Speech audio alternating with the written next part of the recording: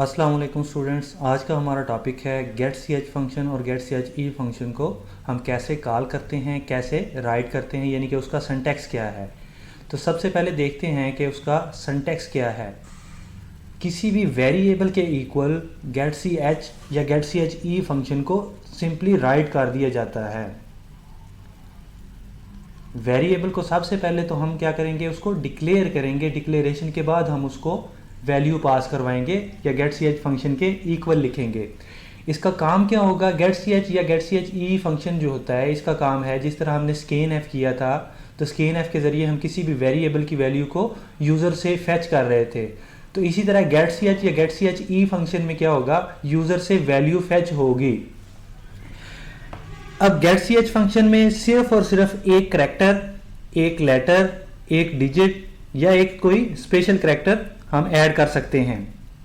जिस तरह अभी मैंने एक प्रोग्राम लिखा है, एक वेरिएबल ए लिया है, उसकी डाटा टाइप इंटीजर है। अब इसकी डाटा टाइप इंटीजर हो, करैक्टर हो, फ्लोटिंग पॉइंट हो, कुछ भी हो, जब भी मैं इसको गेट सी एच के इक्वल रखूंगा, गेट सी एच फंक्शन के या get c h e function के, तो ये सिर्फ एक करैक्टर के बाद नेक्स्ट वैल्यू को इन नहीं करवाएगा। कोई भी एक करैक्टर अल्फाबेट्स में से हो, लेटर में से हो या स्पेशल करैक्टर में से हो, तो जब भी मैं एक लेटर इन करूंगा कीबोर्ड से, तो ये वैल्यू क्या है, उसको इंसर्ट करवाना बंद कर देगा, एग्जीक्यूट करवा देगा। और जो वैल्यू मैंने प्रिंट करवाई होगी, प्रिंट की सूरत में अगर मैं उसको प्रिंट करवा के देखना चाह रहा हूं कि यूजर ने कौन सी वैल्यू दी है, तो वो उसी तरह एक करैक्टर को प्रिंट करवा देगा। अब इसमें मैंने सबसे पहले जो स्टेटमेंट लिखी है, प्रिंट एफ स्टेटमेंट, उसमें क्या है, उसमें मैं प्रिंट करवाना चाह रहा हूं कि जो यूजर से मैं वैल्यू लूंगा, किस वेरिएबल के अंदर, ए वेरिएबल के अंदर, तो एंटर द वैल्यू ऑफ ए, यानी कि ये टेक्स्ट लिखा नजर आ रहा होगा यूजर को, तो यूजर क्या करेगा, गेट सी एच फंक्शन के जरिए उसको ए वेरिएबल को वैल्यू पास करेगा। अब सेकंड लाइन पे उसका सिंटैक्स लिखा है, किस तरह उसको पास करेगा वेरिएबल को। अब जो वैल्यू पास हो गई है, तो मैंने देखना भी है कि वाकई वो वैल्यू पास हुई है कि नहीं हुई। एक तरीका है कि गेट सी एच के बाद मैं प्रिंट एफ फंक्शन कॉल करूंगा दोबारा, और उसके अंदर उस वेरिएबल को कॉल करूंगा जिस वेरिएबल के अंदर मैंने वैल्यू स्टोर करवाई है, तो वो मुझे प्रिंट शो करवा देगी। दूसरा मेथड है कि मैं गेट सी एच की जगह पे गेट सी एच ई लिख दूंगा। तो जैसे ही मैं कोई भी वैल्यू पास करवाऊंगा, कोई लेटर, तो वो उसी जगह पे मुझे कंसोल स्क्रीन पे शो हो जाएगा। तो अभी इसको रन करके देखते हैं कि यह वाकई ही इसी तरह फंक्शन परफॉर्म हो रहा है या नहीं हो रहा है।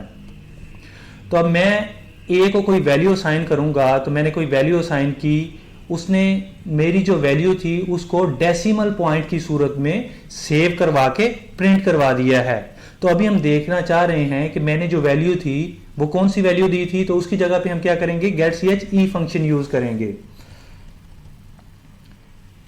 अब get c h e function use किया और इधर मैं बैकस्लैश एन यूज कर रहा हूं, ताकि जो नई स्टेटमेंट आए, जो वैल्यू मैं स्टोर करवा के दोबारा प्रिंट करवाना चाह रहा हूं, वो मुझे न्यू लाइन पे शो हो। तो अब ए के अंदर फॉर एग्जांपल मैंने 1 जो है वो इंसर्ट करवाया, तो एक करैक्टर उसने 1 लिया, उसकी डेसिमल में जो वैल्यू थी वो मुझे शो करवा दी है।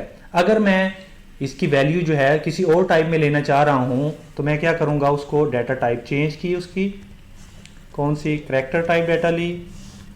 अब करैक्टर टाइप डाटा में मैं क्या है, उसी तरह गेट सी एच लूंगा, और गेट सी एच में क्या है, जो वेरिएबल होगा परसेंटेज सी के जरिए मैं उसको प्रिंट करवा दूंगा।